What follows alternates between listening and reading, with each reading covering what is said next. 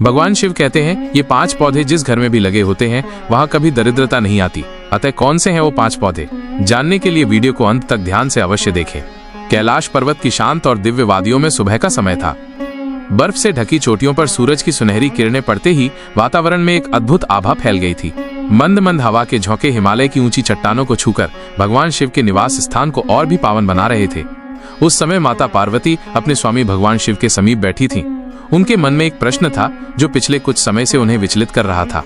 उन्होंने देखा था कि संसार में बहुत से लोग कड़ी मेहनत करने के बावजूद भी दरिद्रता और आर्थिक तंगी से जूझते रहते हैं, जबकि कुछ लोग साधारण प्रयास से भी संपन्न जीवन जीते हैं। माता पार्वती ने धीरे से मुस्कुराते हुए पूछा, स्वामी, ऐसा क्यों है कि कुछ लोगों के घर धन, ऐश्वर्य और सुख समृद्धि से भरे रहते हैं, जबकि कुछ लोग निरंतर कठिन परिश्रम के बावजूद भी दरिद्र बने रहते हैं? क्या इसका कारण केवल भाग्य है या इसके पीछे कोई विशेष रहस्य भी है? भगवान शिव ने माता पार्वती की ओर प्रेम पूर्वक देखा। उनकी मुस्कान में करुणा और ज्ञान दोनों थे। शिव बोले, देवी, भाग्य का स्थान जीवन में अवश्य है, किंतु केवल भाग्य ही नहीं, हमारे कर्म, विचार, आचरण और हमारे घर का वातावरण भी हमारी आर्थिक स्थिति को प्रभावित करता है। माता पार्वती ध्यान से सुन रही थी। भगवान शिव ने आगे कहा, धरती पर कुछ ऐसे पौधे हैं जिन्हें यदि कोई अपने घर में उचित दिशा में लगाता है और उनकी देखभाल करता है तो उस घर से दरिद्रता दूर रहती है, धन धान्य की वृद्धि होती है और परिवार में सुख शांति का वास होता है।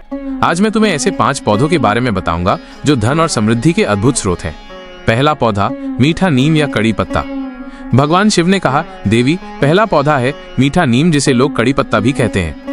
कैलाश के आकाश में जैसे ही भगवान शिव ने ये कहा, वातावरण में हल्की सी सुगंध फैल गई, मानो कड़ी पत्ते की ताजगी हवा में घुल गई हो।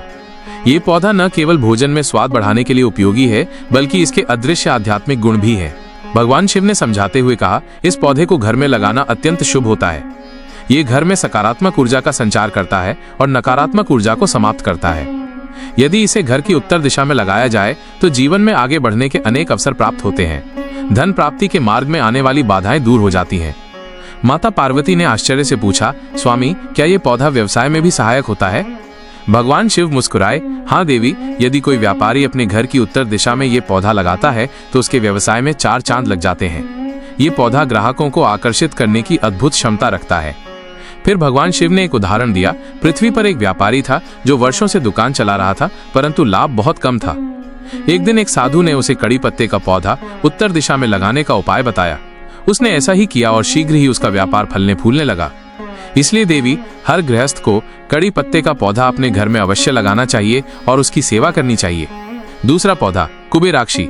भगवान शिव बोले, दूसरा पौधा है कुबेराक्षी, जिसे वर्तमान में crassula, money tree, lucky tree या जेड प्लांट भी कहते हैं। उन्होंने समझाया, ये पौधा धन का चुंबक है। जो लोग इसे अपने घर या दुकान में लगाते हैं उनके कार्य में कई गुना वृद्धि होती है। ये पौधा आर्थिक समृद्धि को आकर्षित करता है और दरिद्रता को दूर करता है। माता पार्वती ने जिज्ञासा से पूछा, स्वामी, इसे कहाँ लगाना चाहिए? शिवजी ने उत्तर दिया, इसे घर के मुख्य द्वार के बाहर दाहिनी ओर या बालकनी में लगाना शुभ माना जाता है, लेकिन ध्यान रखना चाहिए कि इसे दक्षिण या पश्चिम दिशा में न लगाएं, अन्यथा धन की हानि हो सकती है। भगवान शिव ने एक घटना सुनाई। एक गृहस्थ जिसका घर दक्षिण मुखी था ने कुबेराक्षी का पौधा मुख्य द्वार के पास लगा दिया। कुछ ही महीनों में उसका व्यवसाय घाटे में चला गया।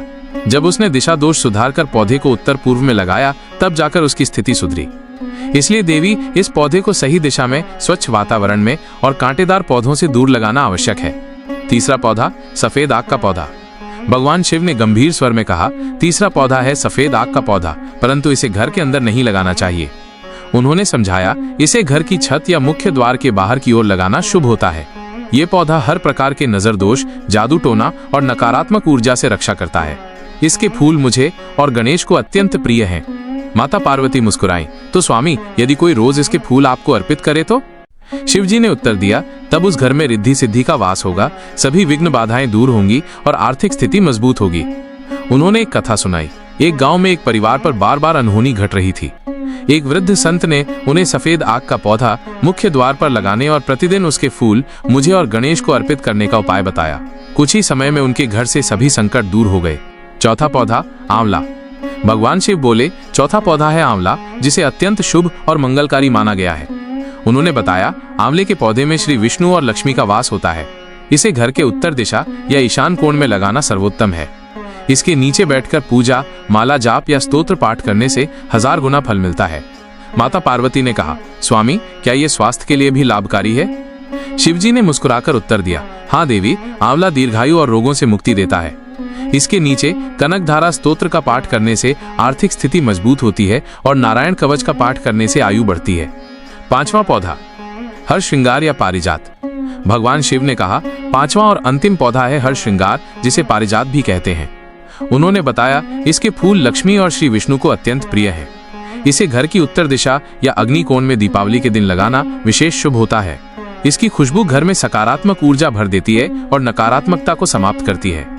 शिवजी ने आगे कहा, लक्ष्मी का संबंध शुक्र ग्रह से है और शुक्र धन, ऐश्वर्य और सुख सुविधाओं का कारक है।